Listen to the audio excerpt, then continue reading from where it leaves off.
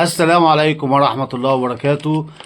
مليون مبروك للنادي الأهلي. تأكد حصول الأهلي على توقيع اللاعب التونسي الدولي المهاري الفذ اللي يعمل نقلة نوعية لأي فريق في أفريقيا.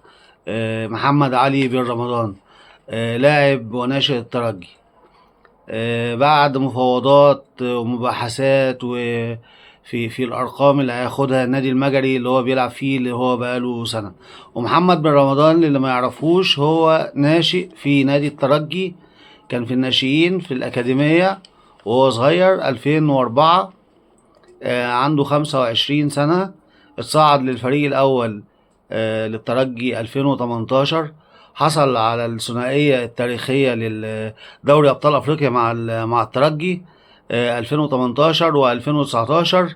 خد بطوله الدوري مع الترجي 5 مرات.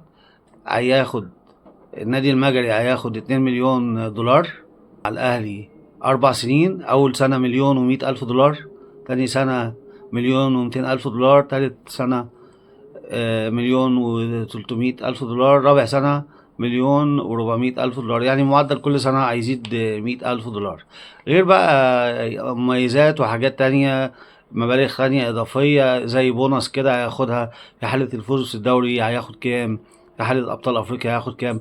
فهو إضافة ونقلة نوعية غير عادية للنادي الأهلي. محمد علي بن رمضان لو احنا فاكرين ان الترجي خد مباحثات كبيره جدا الاهلي في الكام سنه اللي فاتوا عشان ينول خدمات هذا اللاعب الفذ، وما قدرش، والترجي رفض. وكان في بوستات طبعا ان الصفحات بتاعه الترجي في تونس كانت قلبة الدنيا، لانه لاعب مهم وحيوي ويفرق مع اي حد. وقال لك حتى محمد بن رمضان مش هو امام عاشور، واستحاله ان هو يروح الاهلي. لا، هو قدر الاهلي في الاخر ان هو ينتصر. ومليون مبروك للاهلي ان هو قدر يخلص مع النادي المجري عقد محمد بن رمضان بقيمه 2 مليون دولار للنادي المجري. ومحمد بن رمضان زي ما قلنا عمل عقده 4 سنين. محمد علي بن رمضان لعيب مهاري جدا، شرس جدا. يكفي ان هو متعود على الاجواء الصعبة. الترجي فريق تقيل جدا، هو عملاق تونس زي الاهلي كده في مصر. دائما وابدا الاجواء بتبقى صاخبة وتحت ضغط عصبي. عاش اجواء افريقيا، بل وعاشها وفاز بالبطولة الابطال الدوري مرتين قريب مش بعيد، 2018 و2019 زي ما قلنا. ثنائية ذهبية طبعا ما بتتكررش كتير، ما عملهاش الا الاهلي. فهو إضافة ونقلة نوعية، لأن اللاعب دوت من أصحاب المهارات الخاصة جدا. أولا مهاري، سريع، بيلعب برجله اليمين والشمال. وظايفه وإمكانياته قريبة إلى حد ما بإمام عاشور، مع الميزة إن إمام عنده الطابع الهجومي أكتر. بن رمضان عنده الطابع الهجومي والدفاعي بنفس الدرجة. وليه نقلات وليه باصات وليه تمريرات سحرية.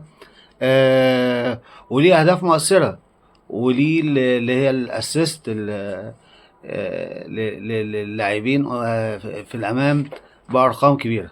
نبدا اول حاجه ونتكلم على هو لعب كام ماتش مع الترجي. بن رمضان لعب مع الترجي 134 مباراه، سجل 34 هدف، صنع 6 اهداف. طبعا ده سكور كبير جدا، نتيجه كبيره جدا. لاعب خط وسط، مش راس حرب ولا حاجه. ومع فريقه المجري لعب 38 سنة اللي لعبها، لعب 38 مباراة، جاب 14 هدف وصنع هدف. وطبعا دي أرقام ما شاء الله، يعني إعجازية لبن رمضان. فمليون مبروك للأهلي، ومليون مبروك لبن رمضان. وأعتقد إن إحنا إن الأهلي كده كامل العدد في كأس العالم للأندية. هيبقى فعلا فريق الأحلام، سواء بقى في أفريقيا، سواء في الدوري المحلي، سواء في كأس العالم للأندية. وتقدر تقول كده في أفريقيا وفي مصر مين يقدر يقف قدام الأهلي بالسكواد اللي هو عنده كده. يعني لك أن تتخيل حضرتك إن لما يبقى خط الوسط في مروان عطية، وفي أشرف بن شرقي، وفي زيزو، وفي بن رمضان، واليو ديانج لما يرجع ان شاء الله. لا لا، خط وسط رهيب بجد. فما شاء الله والله اكبر، يعني تاتش وود، مش عايزين نحسد الاهلي. فمليون مبروك للاهلاويه، ومليون مبروك للاهلي. ومليون مبروك لبن رمضان.